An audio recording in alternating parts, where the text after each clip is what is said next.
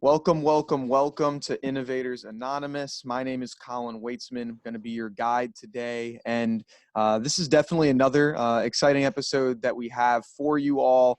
We have former SEC quarterback, current keynote speaker, author, entrepreneur. He wears so many hats. Alex Demczak, as a guest to the podcast. Alex, thanks a lot for coming. Really looking forward to this.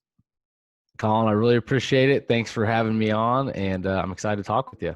For sure, man. For sure. Well, so I'd like to kind of set the scene a little bit on how I kind of heard about you and where you come from. So I went to Mount St. Mary's University, really small Division I school in Maryland, about an hour and a half outside of Baltimore, and I graduated class of 2019.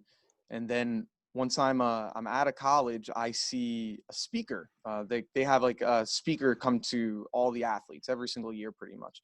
And then I see your name coming through, and all of my friends talking about it. Like, yeah, man, we had this great speaker come through, talking about helping us out with everything that's going on, being an athlete. I'm like, oh, I gotta take a look at this guy, because we have speakers all the time. Some of them are good, some of them are not so good. And looked up your story, and I'm like, wow, like this is pretty cool. It's a little different than some other people, but yeah. So it's cool seeing you coming all the way out to Maryland from the Midwest. I mean, you're traveling all over, man. Yeah, that was a grind, but that was really cool. I think I did 16. I think it was 16 talks in 17 days or something crazy, because I did the entire NEC conference, which was awesome. And your school was actually really cool, because can't you like see over like isn't that the no-fly zone? Isn't that your school? Yeah, yeah. Or one of those. That was really cool to experience. But yeah, I'd never been to the East Coast, and for me that was man, I just had a lot of honey, and in each hotel I was in, I would just get honey so I could save my voice, because I'd give 2 talks a day, and I think it was literally 16 talks in 16 days, and I'd never done that before.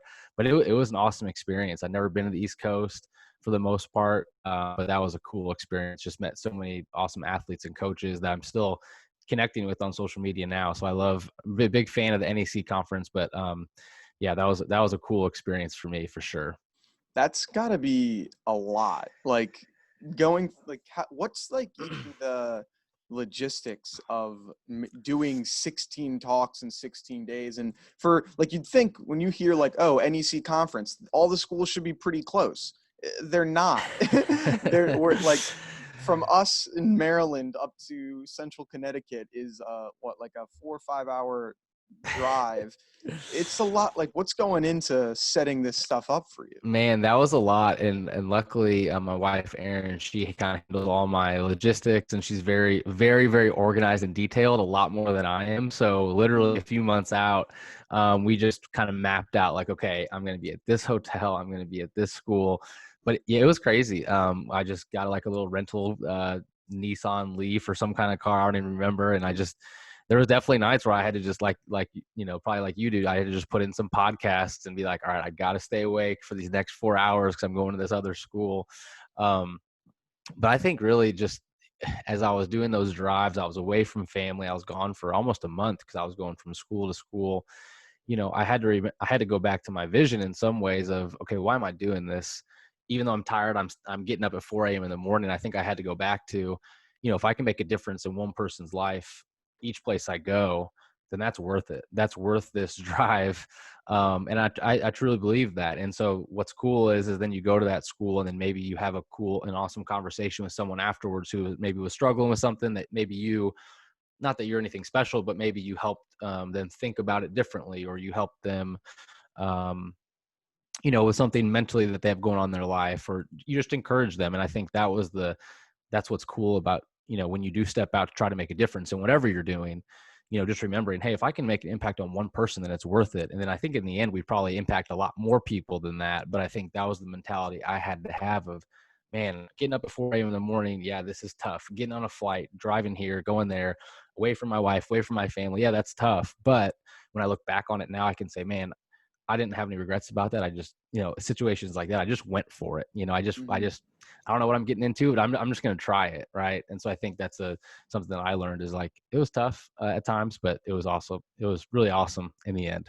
Yeah, the thing that I really like about whether it's motivational speakers or keynote speaker, whatever it is that you want to call them or call you guys, it's like Yeah. the best. My favorite thing is when you guys are really bring out like the people that how can I explain this? Like it's less like, hey, this is me and I'm so great and I can do it. It's less of that and more of, hey, let's look at your life and let me show you how you can reach your potential or how you guys can reach your um your greatness and focus more on the people in the crowd than, hey, this is why I'm the best person alive. Like, because those people, it's like, okay, it's cool to hear an interesting story, but like, it's really more impactful, I feel, when you reach out to the crowd and show everyone else like what they can do.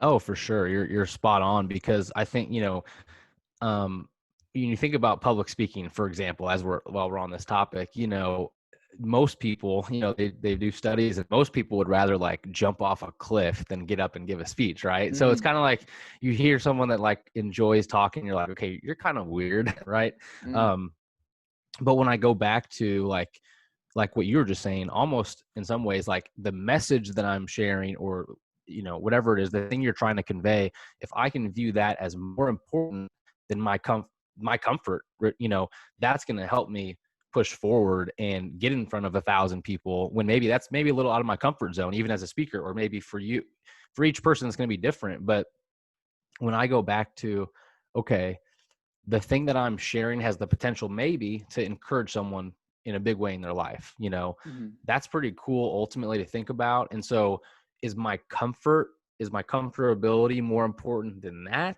at the end of the day? And I don't think it is. And so I think when you look at it like that, like you were saying, like when my vision and my message is more important than just my comfort zone, that's when I just got to go for it. And I think, yeah, you're totally correct. Like it's the humility, it's the relating to people and sharing stories that resonate ultimately is what it's all about. And what I try to do, because like you said, no one wants to hear about me for 30 minutes, but they do want to hear about, hey, how can they take a few of these things and maybe apply them to their sport or their life or their business at the end of the day.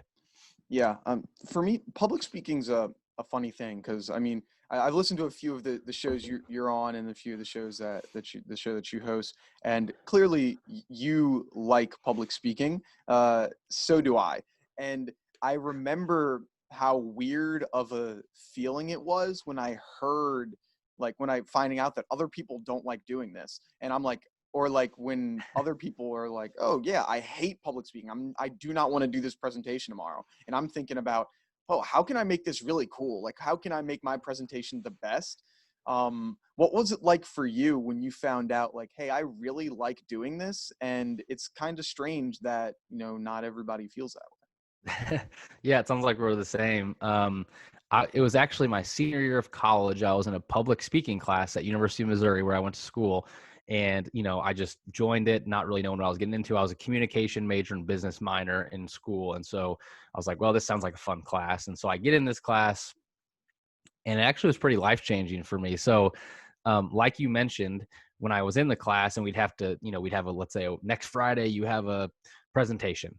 Most people in the class were like, oh my gosh, I don't want to do this. And you'd get in these groups and things like that. And I was like you, there was this one presentation we have to give. This is a funny story that you had to like essentially create a business or an organization and then like talk about it and give like a 5-minute presentation. So you had to just make something up completely in like a week. And so I was like, all right, this is kind of cool. So I kind of made I think my business was like an athletic department, and I made up this team of people.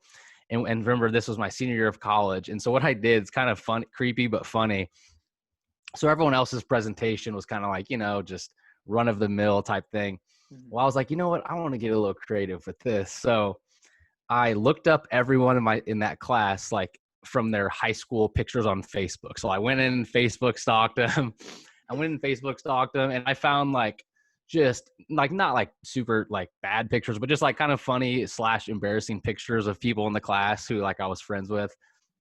And I included them in my PowerPoint. So just like imagine you're in this like normally a kind of a boring class, and all of a sudden this dude is up there giving this presentation about this like business he made up. And I'd be like, well, and here is Colin. He's our new vice president of sales. And I would like pull up a picture of you, you from like your sophomore year of high school or something. And like these kids would just like, these guys in my class would just be like, oh my gosh, I'm up on the screen right now. And so it was just looking back on it, it went from a class that normally the presentations were pretty like, okay, let's get this over with, to like, I included all 26 people in the PowerPoint and the teacher. Like I found an old picture of the professor. And it was all funny. And I guess that was kind of a moment for me that I was like, I really enjoyed doing that. Like, hopefully it wasn't too embarrassing for any of the students in that class, but I think at the end of the day, like I saw everyone enjoyed it. It was fun, and it was just fun for everybody, I think. And so then I was like, well, that was pretty cool. And then finding out that people actually, don't do that specifically for a career, but go out and speak and use the gifts you've been given and things like that to talk and motivate and encourage. When I found out people did that, like for real, and that's when I'm like, this is really cool. I want to pursue that. Yeah, it's something that was strange to me as well, because I mean, originally I was not a fan of public speaking. I actually remember the switch of going from hating it to loving it. And it was my freshman year of high school. We had a book presentation, and it was like, okay, what you got to do is you got to read a book that you liked a lot, like because all of ours were assigned and this one was unassigned. And so I remember I read The Art of Racing in the Rain. And it was like one of my favorite, to this day, it's my favorite book that I decided to read. And so I was so excited to like tell the class about it. I'm like, this is going to be great. And I get up to the front of the class, and I swear they could see my heart beating outside my chest.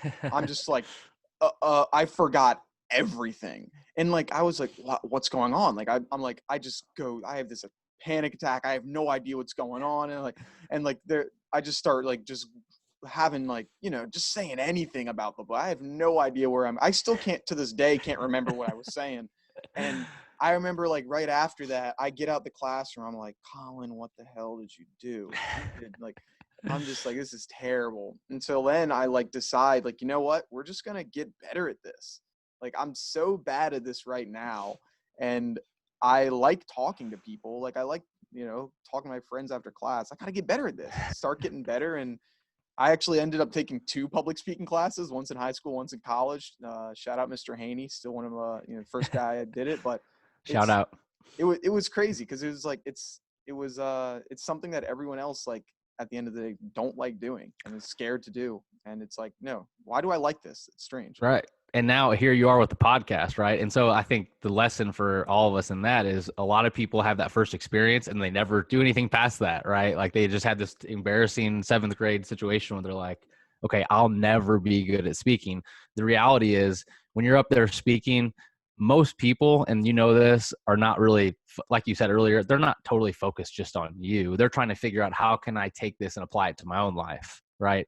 Because you go into some high schools and some areas where you can just kind of tell there might be some kids in the back who you're like, okay, I'm gonna have to work really hard to engage them because they're on their phones, they're not listening.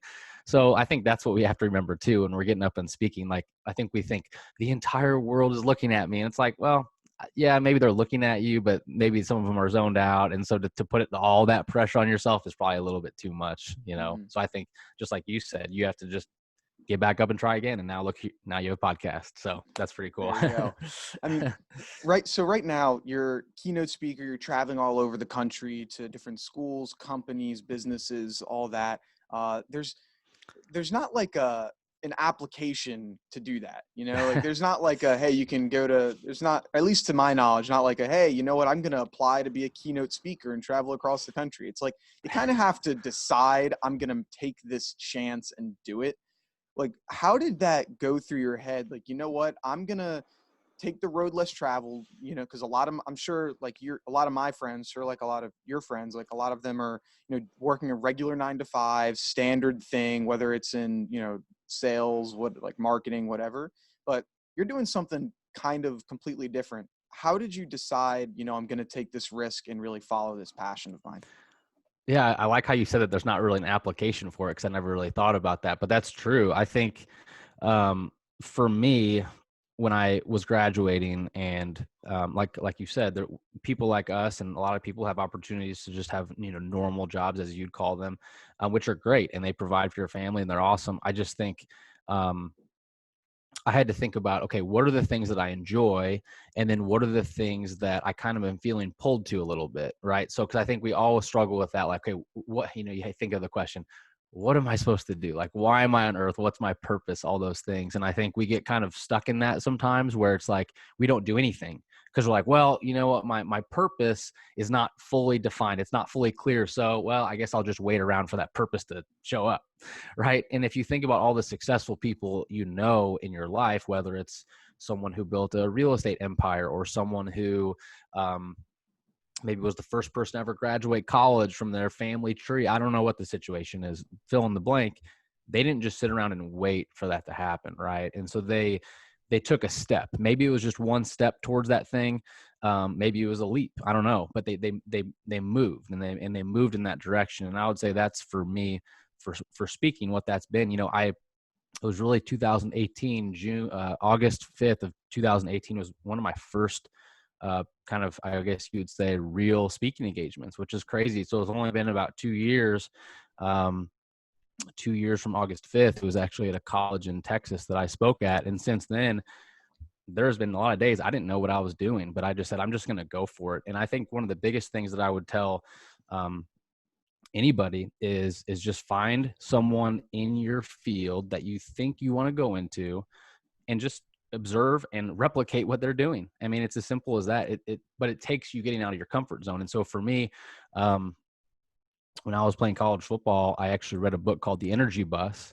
And it's a business sales book about leadership, about, you know, just having positive energy, things like that. I read the book and I absolutely loved it. And I was like, this is like how I think, this book, right? And so I actually just emailed the author. His name's John Gordon. I just didn't even really know who he was. I emailed him and said, hey, I just want to let you know, like, this book has been pretty life-changing for me. And the principles, like, this is how I think. I love this. I'd love to stay in contact. That's all it was. And turns out we kept in touch long term. And then I ended up about a year later going to work for him just because that email I sent, doing sales. So I would then help him book speaking engagements, right? Or help him with some of his details because he travels all over the country. And so now here I'm working for him in kind of a, you know, a sales role where, you know, I'm helping him get a lot of speaking engagements because he's one of the, you know, top keynote speakers now in the country. Top 10 actually just voted. They just rated him the top 10 speaker in America. And well, then it turns out August of 2018, he has an engagement that he can't be to. He says, hey, Alex, why don't you do this? And I was like, all right. once again, like, didn't know really what I was getting into. Right. Mm-hmm. But I said, yeah, fine. So I get on this flight. It was pretty much almost pretty much a free speaking engagement. This school just said, hey, we'll pay for your flight. And I'm thinking, they'll pay for my flight? What? Like that to speak? Like, that's crazy. Like, I couldn't even, at that point, I couldn't even comprehend that. And so that was my first time doing that. But since that day, I remember texting John Gordon afterwards and just saying, I can't believe you get to do this for a career. Like, I can't believe it. Like almost it wasn't even a thing mentally for me. I didn't even know that was a thing. And from that day on, I've just continued to still working for him. I've been so blessed by his mentorship. I ask him any question. You know, he has hundreds of thousands of followers on social media. Like I said, he just got voted as one of the top 10 speakers in, I think, actually the world, but it might have been America. So that's been huge for me, is just having I guess, just shooting him an email. Like, if I would have never shot him that email, maybe I wouldn't even be speaking with you right now. I don't know. But I guess that's another thing to share with your listeners. It's like, did I know full and well when I sent him that email that it was going to be a great response? No, I didn't know it was going to be a great response. I didn't know. I thought maybe he'd ignore me. But I just said, you know what? I'm going to take the 40 seconds out of my day to send that email. I felt like I should do it just to thank him, honestly. And now look where we're at. So I think that's another message for people listening, is like, you're not always going to know exactly what you should be doing, but when you kind of feel that pull towards that thing, just take a little bit of movement towards that way. Maybe take one little step, because you can always stop, right? Like, I could stop speaking tomorrow. I could stop doing podcasts. I could stop doing virtual events. I could stop all that. But if I would have never got started, I probably couldn't have kept doing them. Right. So it's just taking that first step towards that thing that you feel called to. Yeah, it's something that's it's really important in progressing anywhere in life is taking those smart risks. I mean, obviously, like they're dumb risks that, you know, it's like, hey, don't put your life in danger for something that's like super minuscule. Like that's a risk that's kind of dumb. But then there's these smart risks where it's like, hey, you want to do something greater with your life. You want to do something exciting. You try something new. It's like, yeah, like it doesn't seem like a risk, but yeah, shoot out an email. Like it starts with that, shoot out an email, see where it can go. It's like, okay, that's a little risk. Okay, a bigger risk. Hey, why don't you fly out to Texas? Someone else is, you know, paying for the flight, but I mean, you're still flying all the way out to Texas, like leaving your family for a day or so. Like it's still like a little bit of a risk. I mean, like those are the steps that it takes in order to get to where you want, because you're not gonna book any big gigs if you never at least go somewhere else. Like you got to take those steps in order to, you know, become greater for sure. Oh yeah, and a guy that different John. His name is John Acuff, and he has his YouTube channel is blowing up right now. He's doing some really cool things. He's a big entrepreneur, and he said something along the lines of, I'm going to butcher it, but he said something like, you know, uh, your life's not going to be great until you're constantly, you know, not miserable, constantly tired from all of your 4 a.m. flights, late Uber drive. You know, all his point was like until you're willing to do those ridiculous, you know, get up at 4 a.m. fly here, you know, kind of drive late at night, do these like weird time, like until you do that, like you're probably not gonna maybe achieve some of the goals you want, because you have to, that's just part of the gig, that's just part of it. And I really liked that, because it was like, well, that's true, like I'm not the only one experiencing that, there's other people that are putting in that work too. But yeah, I totally agree with what you're saying. You have to just go for it. Hmm.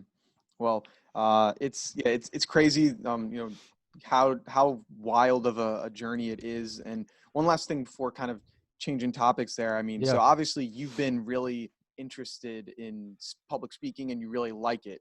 What was that first like gig though like? Because I mean, even though it's something that's like, hey, I love doing this. It's something that I do. I mean, even professional athletes get nerves when they're at the free throw line and you know it's showtime. So what was it like when it's like, oh, this is real. I'm speaking in front of a bunch of people that were supposed to originally hear, you know, one of your mentors or Yeah. one person that you look up to speak, and now I'm talking to them. Well, like what Yeah. was what's the nerves like when you're walking into the building for the first time like that? Oh man, it was definitely weird. Yeah, I mean, just like probably anyone would feel, I felt a little bit misplaced. I had the kind of the imposter syndrome of, okay, what am I doing here? Like, who am I to make a difference, right? And what's funny is, I just laugh about it now, because me and the athletic director of that school are great friends. We talk all the time, which is awesome. Um, his name's Sam Ferguson. But what's funny is, we joke about now, my name's Alex, and so he introduced me as Adam. So it was pretty funny that like I just rolled with it, because I was like, you know what, like I'm starting like at ground zero right now. No one even knows who I am, so guess what, I don't even care. And so I just rolled with it. It was funny. So he always, now when I've been back to speak there, I think 2 other times, and then I did a virtual event with him about a month or 2 ago. And so he always just jokes like, all right, here's not Adam, but Alex. But yeah, I felt going into that, I mean, I felt like kind of what am I doing here? But here's what's crazy. So before that, about 2 weeks before that, I was just running around my neighborhood. And actually, me and John Gordon and I are coming out with a book in 2021 called The Sale. And it's essentially a business book about it's a leadership fable about integrity. And, you know, it's going to be really excited for that book to come out. But I had been thinking about that topic of like leading with integrity, doing business with integrity. It was just kind of on my mind. And this is a totally a true story. I was running and I was thinking to myself, I was like, you know, is this a relevant topic? Like I was truly questioning that. Like, will I get booked? Um, is this something that people even want to hear about in the business world? Like, is that a big issue? Well, there was a few things in the sports world that just happened around that time that had to deal with like totally integrity issues, like for sure. And literally the next day, I'm not making this up. This Sam Ferguson, this athletic director, calls me and says, hey, I want you to come speak with my coaches. I think a good topic, and I'm not making this up. He's like, I think a good topic would be integrity. And I was like, are you kidding me? Like, here I am, like, questioning everything about, I've been doing this book. I'm like, is this the right topic? Well, and here he is asking me to speak. And that's one of the things he wants me to speak on. And so that was a really big confirmation for me. But I would say too, one thing that I did was just get to know a lot of the coaches in that room before I spoke. I mean, just, there was a few speakers who went before me, so listening to their talks, and then, just trying to connect with different coaches, because I come from the sports world.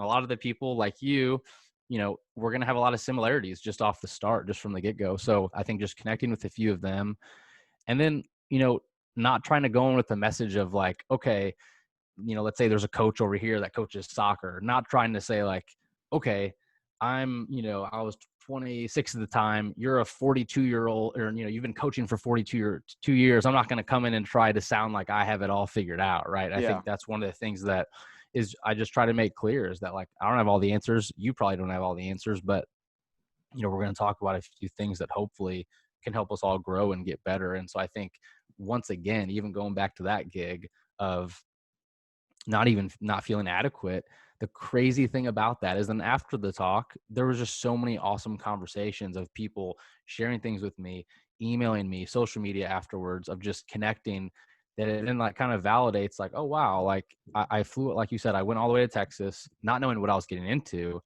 um and now I've built a career on doing that. So it's like, I think, yeah, I think honestly, it's just taking that leap of faith, knowing that this is the type of thing I want to do. I'm just going to give it a shot. And then I'm going to learn each time. I'm going to learn. I actually have a friend who's a pastor, and he said, every single time that you speak, whatever you're doing, afterwards, you just take a few notes, get your phone out, put in a few notes. Like, what are a few things that you would do differently? Maybe you told a joke that landed really well that you never tried before, or, you had just something that you thought went really well, or something that didn't, that you want to change for next time. So I try to do that after every talk, even if it's just 2 minutes. Okay, what are some ways that I can get better for the next time? Because really, it's all about just taking those reps, right? It's all about taking those reps. And something my mentor has told me is, speaking leads to more speaking. Right. I think a lot of us forget that. Whatever business you want to start, whatever industry you're in, we forget that the reps lead to more reps. Right. And that lead to better reps. And I think we all just want, all these people, especially coming out of great schools like yours, very awesome as far as education. A lot of people just have the expectation that, what, I got to make 100K right out of my first year out of school, or I have to, this business has to be successful right away, this startup, because I have a buddy who has a startup. Well, it's about taking those reps too. And sometimes you just have to put in the work before you can ever reap those results. It's about putting in that work in that way. And that's what I've just tried to do each time with my speaking engagement, even if it's something that, maybe is, I remember speaking to a group of 4 or 5 people, right? And in that group of 4 or 5 people, I remember driving to Illinois and thinking, like, why am I doing this? Well, it turns out one of the people in that room was the CEO of this massive bank in Illinois. Well, guess what? Since that, we've kept in touch. That CEO has brought me in to speak at their whole entire company from that group of 4 or 5 people. So it's like, you don't know, what you're even getting into. You just have to go out and try your best, and be vulnerable, and come with humility, and just step into that situation. And I think good things will happen. Yeah, you never know the impact that you can have. I'm just getting my career started, so I haven't had a ton of those experiences yet. But one thing I have had is on a smaller note, is I was a summer camp counselor for like 7-8 years, long period of time. And What camp was it? it was like a day camp. And the Cool. funny thing is, in my area, school in Rose Valley, love that place. I actually went there from being a preschooler as a camper all the way till I was a counselor my junior year of college. So I had gone That's there really pretty. cool. I was involved with this place my entire life, and so I knew everyone. Like if you went to that camp at any point, I probably knew who you were. You knew who I was, and so I remember when I was a camper. There's still like people that I remember to this day that had a huge impact that were counselors, like Carrie, George, like all these people, Royale. Like I still remember their names from and the cool activities we did when I was 10, 11 years old. And so when I was finally a counselor there, I'm like, I want to do that. I want to be the person that where I'm a counselor to this kid for like 3-4 weeks. They may only see me for 1 week for 40 minutes. And I want them to be like a couple, like when they're 23 years old, to be like, you know what? Like Colin, that was really fun. I really enjoyed that. Like that time there. And I had that moment one time. It was the last week of camp when I told the campers, I'm like, hey, this is going to be my last year. Like, got to focus on something else. And I remember on that last day, like all of the campers coming up and like, they're just like, Colin, like, thank you so much for being here. And like, some of them were getting emotional. I was too, because I had spent, some of these kids, like 3-4 years of their life. Like there's one of the girls, like she came in when she was in like 5 years old. And like when I Wow. was leaving, she was going to become a counselor next year. And so it's like, it was really insane, like going from, and hearing these kids like, hey, you had an impact on my life. I'm like, I'm just a summer kid. I'm just teaching. I'm just playing dodgeball. Like, how's that? Right. I mean, that was one of the most rewarding things for me. Hearing from the people that I impacted, like, how, you helped. I mean, how's that like for Yeah. you when like after you have speaking engagements or you get a note, or maybe it's just after a talk and someone comes up and says, hey, this really helped me out. No, that's really cool you shared that, and I'm actually a huge fan of camp too. That's why I asked about which camp that you were at. I was a counselor in college for about 3 or 4 years at Kanakuk Camps. It's in Missouri, and I actually, you'll have to. It's on YouTube. You can look it up. But I actually proposed to my girlfriend at the time, now my wife. The camp director, he hooked me up with this helicopter, so I like Oh, fly into the wow. football field.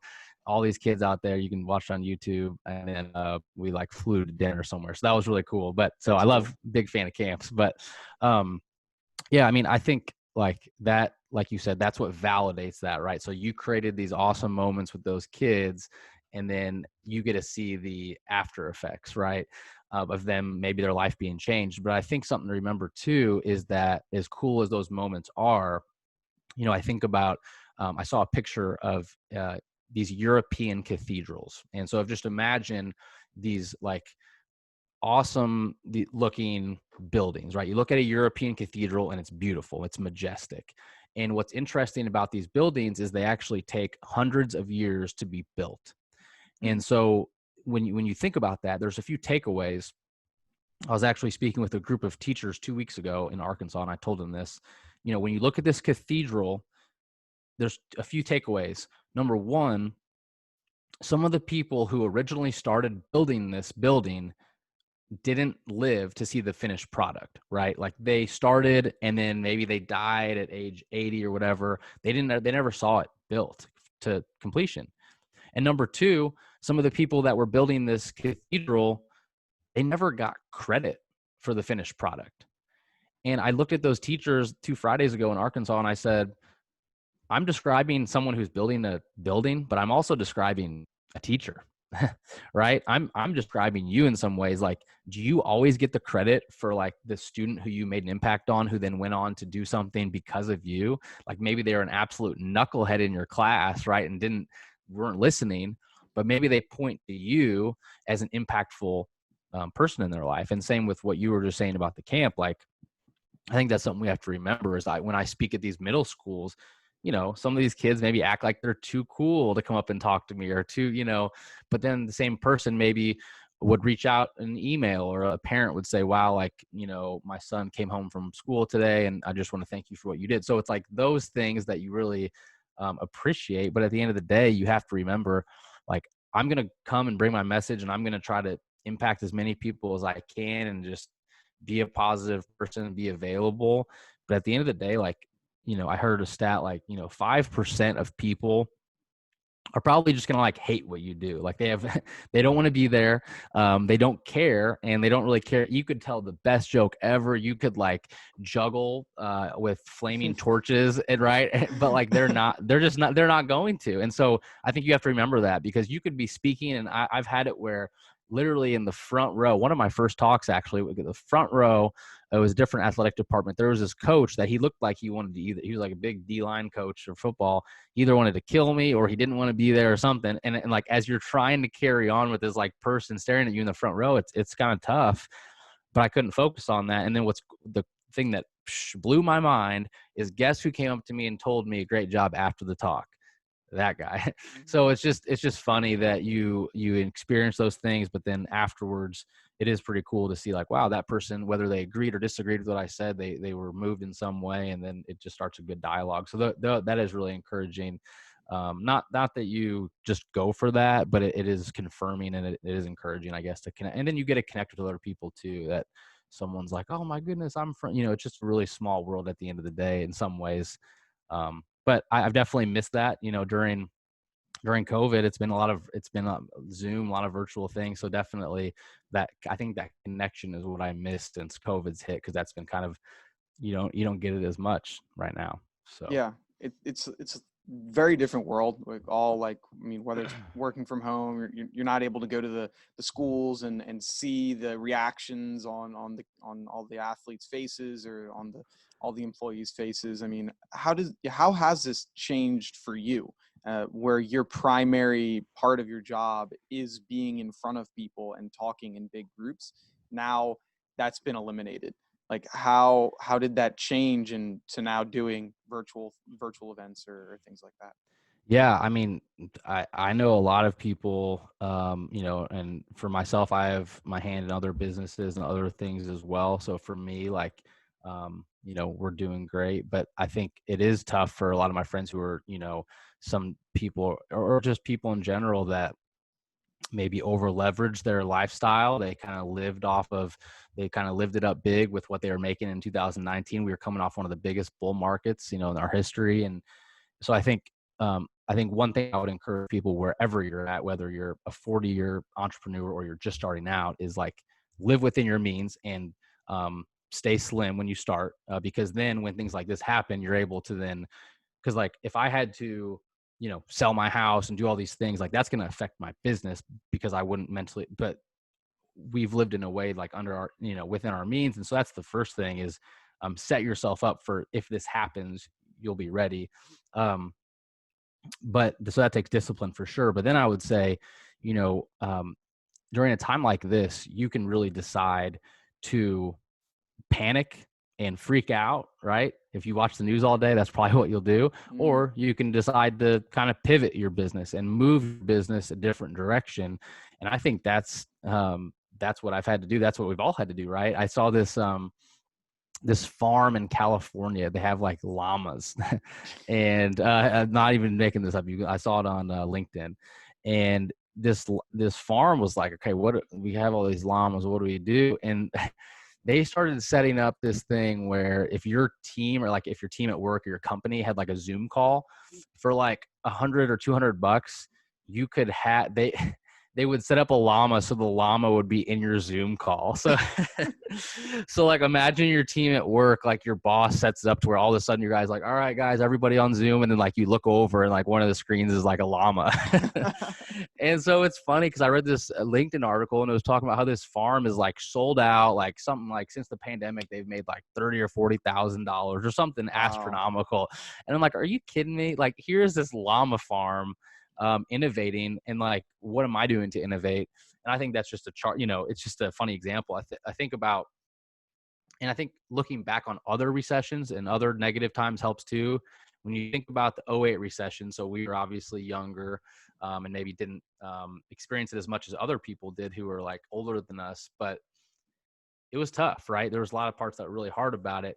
But a few companies that were started during that time, during the '08 recession, let me know if these companies sound familiar to you. Number one, Uber, Yeah. Venmo, WhatsApp, Groupon, Instagram, and Pinterest. Like those were all started during the '08 recession or after the recession. And so you look at that and say, well, wait, they obviously were going through a hard time, but they found a way just to innovate and make it work. And so I think um, for anyone, that's just what it looks like right now is, hey, how can I innovate to make this work? Because it has been tough. But if you just sit around and focus on all the things that you've lost during this pandemic, I think it's going to be really tough for you to move forward. I think you have to say, listen, these are the things that I have, the things that I have been blessed with.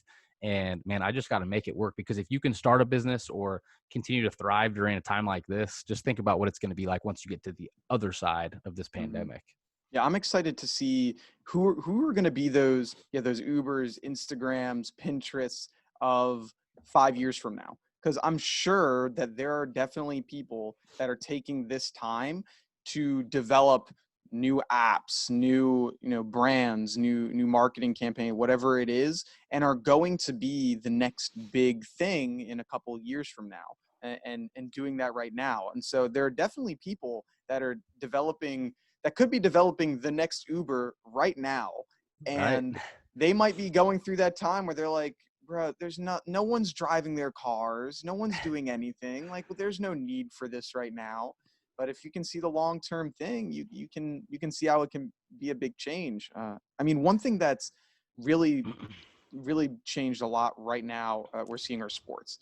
Like, all the no one's going to sporting events really. There's things in the bubble, the NCAA. Who knows what the football landscape's going to look like?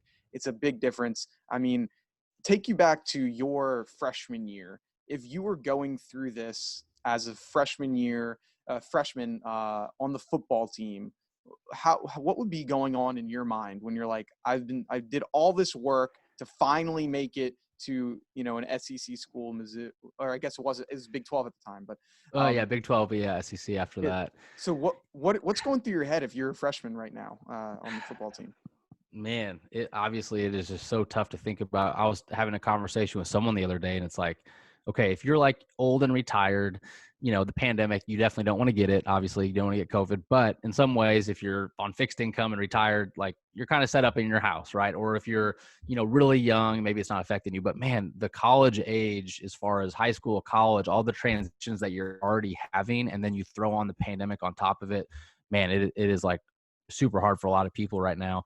I actually, on my podcast, I had last week, I had Jace Reuter on there. He's one of the quarterbacks at University of North Carolina, and we're just friends. And we were talking through that exact thing, like you just mentioned. It's like, what does it look like to train? What does it look like to continue to do these things when you have no clue of the future? And that's one of the things that I was really encouraged by that he shared is he's like, you know what?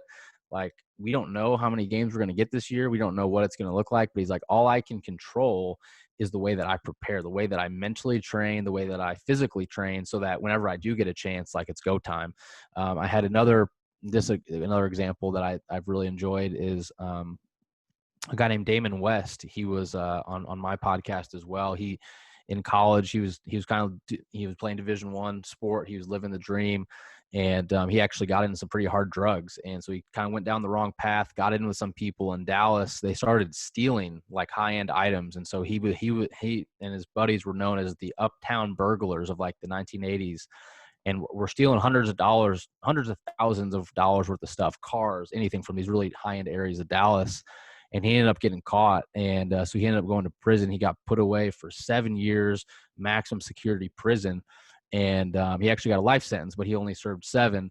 But he said during that time, he said, man, when you're in prison, like everyone there is, he said, most people are just like, woe is me. Like the world's against me. The government's out to get me. But he said, like, for me, he's like, I didn't buy into that narrative. He's like, every morning I got up at 5 a.m. He's like, I read all these books. I trained my body. I trained mentally. I found mentors as much as I like, so that during that 7-year period, he went from being this, like, he would call himself just, I mean, he was kind of in a crazy life stage, and then he like transformed himself in some ways because of the discipline that he had. And then when he's out of it now, he's doing amazing things. And so, I look at the situation we're facing now with COVID, and like, man, I think if you just sit around as an athlete and scroll on TikTok or Instagram, social media, all this other stuff. Don't even have social media on my phone. Just as an example, if I show you my home screen, I actually don't have it because for me, it's not that I don't like social media. My wife checks it for me, or I have it on a desktop, because for me, it's like, I don't want to sit around. All the people that I know that are influential, that make a difference, like I know that they're not sitting around on social media all day, right? Like obviously that maybe they're posting inspiring stuff, things like that. But at the end of the day, like they're not sitting. I saw a stat that said during COVID, the average like high school, college student is spending from 3 to 8 hours a day, like mindlessly searching or, whatever. And I'm thinking, like, okay, let's even take 3 hours a day as let's just say that's the low end, right? Yeah. Let's say it's not 8 hours, 3 hours. Okay. 3 hours a day of like mindlessly surfing. Like think about what you could start like a very successful business if you committed 3 hours a day. Right. And so Yeah. I think that would be my encouragement. And that's what would be going through my head as an athlete, is just trying to remind myself like, okay, there's going to be a ton of negativity in the news. We're less than 80 days away from like an election that's going to be pretty crazy, all these different things. But those are outside of my control. And so what are the things that I can control today? How can I get better today so that when tomorrow I look back on today, I'm like, you know what? I gave everything I had yesterday. That's all I can do, right? I can't control whether my team actually plays August 26th or whatever your first game is. I can't control that, but I can control how I prepare and how I train, because those exact principles carry over into then what you're doing next, like for you and your job or for your next job, or those principles are what drive you to then be great in the next thing you do. Because sports end. I think this pandemic in a lot of ways has taken away a lot of maybe the things that we really value in our life, right? And we've had to learn like, okay, what do I really stand for? And how am I going to prepare for this next challenge that awaits? And I think we just got to keep grinding and finding ways to get better each day, and then just connect with other people. I think just leaning on your family and friends and people that can hold you accountable to that, I think is really important. Yeah. It's this quarantine has definitely taught a lot of things for me, especially looking at some of my friends that are still in college and going through going through not being able to compete as an athlete. 'Cause, yeah, a lot of my friends are on the track team, and so their season was ended. I think it was like 3 days before they were going to go travel down to South Carolina for their first meet. And so Wow. I'm like, what would I do? Like, what would I be saying? Like, I'm like, I'm running through my head. I'm like, all thinking of all these emotions, and Right. and definitely in the beginning, I'd be like, world's out to get me. Like, this is terrible. It's the end of the world. When in reality, like taking a step back, it's like, if the worst thing that happens to me during this quarantine is that I don't get to compete as an athlete, I think I'm doing okay. Because there are people that, you know, lost their jobs and are really lost their lives because of this. Yeah. And I'm like, so if the worst thing that happened to me is that I have to, well, if now I have to work from home, and I have to do Right. Zoom calls for meetings. I'm like, if that's the worst thing that happens, I'm sign me up. Like, because there's so many worse positions you could be in right now than where we are today. Oh, I totally agree. And that's actually a great perspective. That actually helps me just going into my day today with the different things that I have to do. But yeah, I had the chance to work out with Tim Tebow, someone that I really looked Oh, up that's to a lot as awesome. a quarterback. It was me, him, and his dad. Actually, it was just like 2 hours of working out. He actually was near Mizzou, and so it just kind of worked out. And that was really cool for me. Another example of just like reaching out to a mentor. I didn't know what I was getting into. I just reached out to him, and it ended up working out. But something that he's talked about in the past that I've really respected is he goes on these mission trips in the Philippines, and people would ask him, when he was playing college football, like, you're a Heisman Trophy winner, all these things, da da da, blah blah blah. But like, how do you overcome the pressure? And that's what he said, kind of what you were saying. He's like, pressure. He's like, pressure for me isn't on a football field. Pressure for me isn't on it. Pressure is when I go over to the Philippines and I see a kid who's living in like a 5x5 hut, and they don't know when their next meal where the next meal is coming from. Like that's pressure. Like, and so just like what you said, like if not being able to compete is that's really the worst thing, then I think you're pretty blessed, because like you said, there's been a lot of loss in the last few months and things like that. So just remembering that you are probably pretty blessed, and we're going to get through this, and this will pass at some point. Hmm. I mean, let's not overshadow how awesome that's got to be able to work out with Tim Tebow. That's got to be pretty cool Yeah. thing. I mean, I know he's probably not answering my DMs, so having that's pretty awesome. But I mean, yeah. So you were saying that you were a quarterback as well, and you're a quarterback Yep. at Mizzou's. What was your time, being a Division I athlete? What are some of the things that people may get wrong about what it's like being, a Division I athlete, and what are some things that might surprise about your time as a quarterback there? Yeah, I mean, a little bit about my story, just to get into the details of my story, because I think this story hopefully can resonate with one of your listeners. I for me growing up, probably like you, that's what I did. Like I that's just what I cared about. Those are the things that I pursued. And that's kind of what my identity was. Ultimately, at the end of the day, that's what I wanted to do, is play Division I sport. And I got the chance to do that. And things were great. You know, we were in the Big 12 at first. Life was going good. Going into my junior season, I thought, you know, this is the year that I thought I was moving up in the depth chart, right? I thought things were going great. I had a great spring ball. People had told me some, you know, positive things. And as a walk-on at Division I school, you know, you have to like really grind it. Like tomorrow's not given, right? Like you have to earn your reps, earn every single day. And so I thought I was doing just that. And things were going great. And walking into my junior season, you have just like a yearly walk-on meeting. It's really chill. It's really easy. And I walk into this meeting, and one of the coaches, he sits me down, and there was actually 3 coaches in the room. Usually there's only one, so that was a little different. And I sit down, and the coach says, "Hey, Alex, I want to tell you something." And he said, "I want to shoot you straight." He said, "We've over scholarshiped at quarterback, so we're bringing in this guy from Texas to take your spot." And I remember at that, kind of when you hear that bad news, it's kind of like slow motion, right? Like I couldn't even comprehend what was being told to me. I'm like, wait, what? Like, say that again. And he said, "You have to make a decision right now. Option number 1 is you're cut. You're done with the team. Option number 2 is you can stay on as this volunteer assistant coach. And you have to decide right now." And I'm thinking, how do I even decide this? Like you said, I have all these buddies on the team. Like football is what I know. That's what I'm comfortable with. But I'm like, what do I do? Do I transfer? You know? And so I'm like, well, I guess I'll stay on as a coach, whatever that means. And so that was on a Friday. The first practice was on Monday. So that whole weekend, I kind of just, you know, sulked in my thoughts. I was depressed. I felt like everything that I had worked for, all of a sudden I was humiliated, embarrassed. I let all these people down. I was just like, man, where do I even go from here? Like, what is my purpose? Why am I here? Like, what am I doing? And that first Monday was the practice, and I walk in the doors thinking like, you know what? I'm going to be this big time coach. I'm going to be successful, whatever. I'll make it work. And this assistant coach walks up to me. He says, "Alex, come here. I want to show you what your job's going to be." And he hands me this flag, and he hands me this like little yellow flag. And he says, "Alex, this is what your job's going to be this year. You're going to take this flag. And when someone jumps offside in practice, you're going to take this flag and you're going to throw it down. And then you're going to go pick it up. And then you're going to sit on the sidelines. You're going to wait. When someone else jumps off sides, you're going to take this flag and you're going to throw it down and go pick it up." And I'm thinking like, okay, man, hashtag what is life? Like, this is stupid. What's going on? And I said, "How long do you want me to do this for? Like the beginning of practice, the entire practice, you know?" And he said, "Well, the thing is, we have so many other assistants. We don't need you to do this for the entire practice. We need you to do this for the entire year." And so here I went from being like an SEC quarterback to this professional flag thrower, right in the blink of an eye.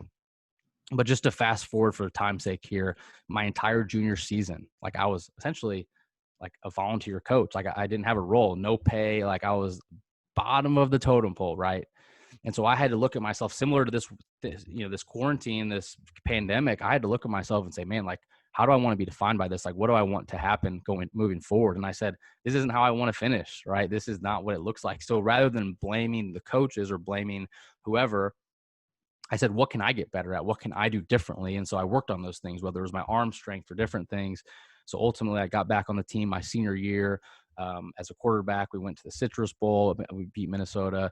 Just a great experience, like an awesome overall experience. But my message to all your listeners is that, you know, when I look back on my career, in some ways, I actually think I made a bigger impact the year that I was that flag thrower, the year that I had no title. And I think that's the lesson, is that you might be in a role right now. You're trying to figure out, why am I here? What is my purpose? What is my role?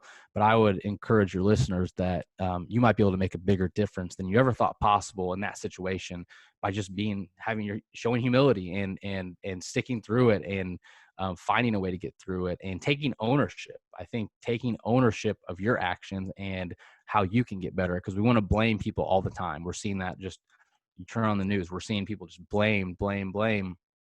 But man, if you just take ownership for your own life and those decisions, it's going to change a lot of things for you. And so for me, that's a little bit about my story in college, that man, I go around and share that story. It's hard to share it because I want to be up there and say, yeah, I was an All-American. I had a perfect career. Like that would be a lot easier of a story, right? Mm-hmm. But for me, like that's my story. And for me not to share like the humiliation that I felt going through that, of getting cut, of something that I love doing, like that's real. And I think that's what people connect with, because I think we've all encountered things that hurt, that we've lost. And so for me, that's just what I try to share. If I can encourage people to not give up when they're in that moment, when they're throwing that flag, just to keep going, understand that like there might be a bigger purpose, a greater purpose behind what's going on in your circumstances. If you can see past that, I think that's when you can start to have success. Yeah, it's I mean, and I think those times when you're down in the valley, you're down and out, you're not sure, you're throwing the flag, you're not sure when things are going to start to turn around, are the biggest parts of it. I can think back to a couple times, but one time in specific, that really shines to me, that where I was doing something like that and I'm like, what am I doing? I was really down and out. Was my sophomore year, my sophomore year of track and field. We have our outdoor conference championship. And so indoor, I'm coming off of I just came second place. I was the conference, not rookie of the year, but for pole vault, it was like, I was the best freshman there. And Nice. I PR'd a couple times, and I'm now doing really well. And outdoor year, I'm coming in as the number one seed. So I'm like, this is great. Like I'm really starting to see everything pay off. Things are going really well, and being the number one seed. And on top of that, we're competing at home. It was a home meet, and for track and field, it doesn't happen very often. You get very Right. few home meets, one or two maybe if you're lucky.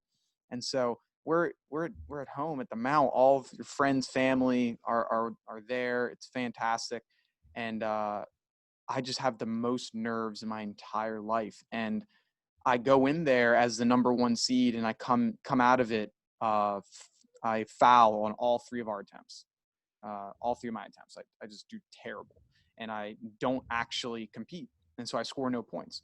I'm sorry, this is my junior year, because then the worst part was our team was in line to win our very first conference championship in 20 years, and it was very close, very very Wow. close, and I'm like, I just lost us 10 points that will most likely be the deciding factor. And it came down to the very last event of the entire meet.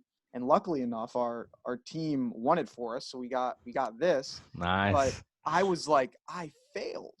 And everyone expected me to do well. I was a captain of the team. I'm supposed to be the one that's, gets this stuff done. And I just didn't do it. And then after that meet, I'm like, hey, not after that event, I'm like, the meet's still 2 days long. I've got to do everything I can to inspire the rest of the people on this team so they can do the best that they can do in their events, and we can, come out winning this thing. And so Right. it's like, it wasn't about me at that point. I'm like, I Mm. failed. I didn't do my job, but that doesn't mean that the job's over. There's still so much to do, like with the rest of the day. I love that. And maybe like your encouragement to some of those people help them push forward to then now you have a ring, right? So it's Yeah. like I love how you said it's not about me, because ultimately like when you make the decision to make other people better, you get better, everyone gets better, and like everyone benefits in that scenario. So I love that. I love that analogy. Yeah, it's that ownership where it's like, once I decided, okay, it's not the wind's fault that I didn't do well. It's not the Right. fault that the starting gun went off, or it's like, oh, maybe my breakfast wasn't that great. Like, it's not that. You just didn't do it. And sometimes you Right. don't do it, and that's fine. Like, I mean, the amount, if we looked at all the times that, Michael Jordan, Kobe Bryant, LeBron James missed the game-winning shot, we'd be like, Right. oh, they're terrible basketball players. Right. But that's not the case. Like, you Right. got to look at the positives. And so it's like taking ownership and then moving forward, is what can make you better in these situations, for sure. Yeah, 100%. Yeah, 100%. And you can't, yeah, you can't, same with athletes. I think this athletic analogy goes straight into business. Like you can't just look back and say like, man, these ways that I screwed up now are going to affect me going forward. You almost have to, what they said in college for us is park it and refocus. So like if you have a bad play, park it, okay, acknowledge that it happened, and then refocus, flush it. You're kind of flushing that play past you, next play mentality. Like I can't look back. And the same for our business lives or starting a business. Like, okay, yeah, maybe I failed public speaking in 6th grade, but guess what? That's done.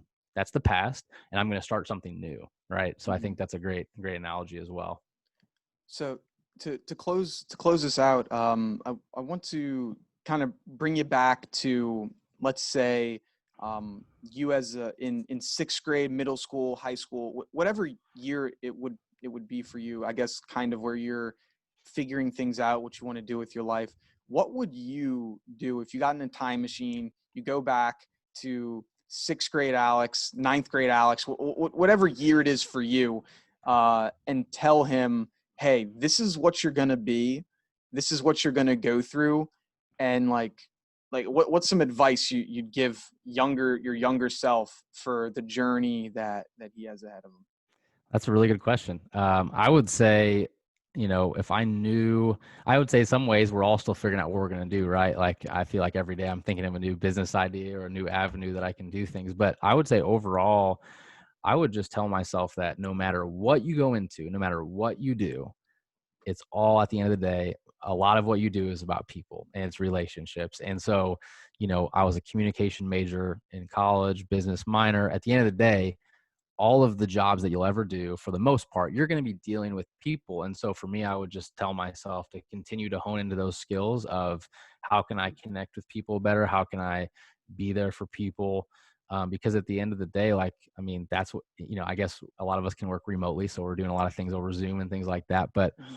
at the end of the day, I would just, how can I value people and how can I put them first? You go to a place like I was at with my wife at Chick-fil-A a few days ago, you go to a place like that and you're just like, wow, like they value people. Like at the end of the day, they love what they do. And so like, how can you find experiences that you love doing that make a difference? And I think an eternal difference, a big impact in the long view of things, not just like, how can I make this money or do this thing now? But overall, when I look back I think you have to begin with an end in mind. So like at the end of my life, what do I want people to say about me? And I think when you start thinking about those questions, then that you kind of work backwards and then you can start crafting like, okay, well, I want people to say that I loved, for me, my faith, I loved God, I loved people. So if that's true, then like, what do I have to do to make that happen? And I think for me, that's just what I want to focus on is those two things right there. And so, I think I would tell myself, man, just put people first, put people like what you said earlier.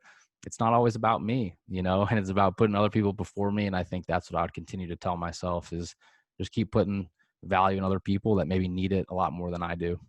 Yeah. I mean, the way that I kind of think about that is like there's only one of me and there's billions of you. So I'm outnumbered in this situation. So if I can help make the world a better place, like, I'm doing my part there. But Alex, it's been fantastic. Great conversation. Learned a lot from you about your story. Hope that people listening did as well. Where could people go to kind of find out more about you? I know that you have a book out, and you obviously mentioned you have another one that's coming down the road in about a year from now. Yeah. Where can people go to learn more about your story and everything? Yeah, my social media is just at Alex Demczak, DEMCZAK, and then my website is www.alexspeaking.com, alexspeaking.com. But I would say social media, and then also if you are also a fan of camp, like we were talking about earlier, you can just Google or my name and YouTube. You'll find that proposal video if you want any inspiration for any future proposals that you guys are doing. So, but Awesome. yeah, social media, and then yeah, we're coming out with this book. 2021. So we're really excited. But yeah, man, thanks for having me. You have a bright future ahead and all the things that you're pursuing as well. So I'm excited to watch that as well.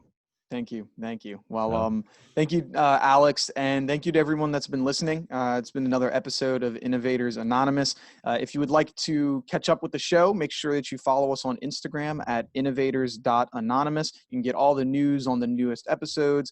You can catch clips and all things like that. And make sure that you follow, subscribe, leave us a rating. Love to see what you guys are thinking of the show and where we can go next.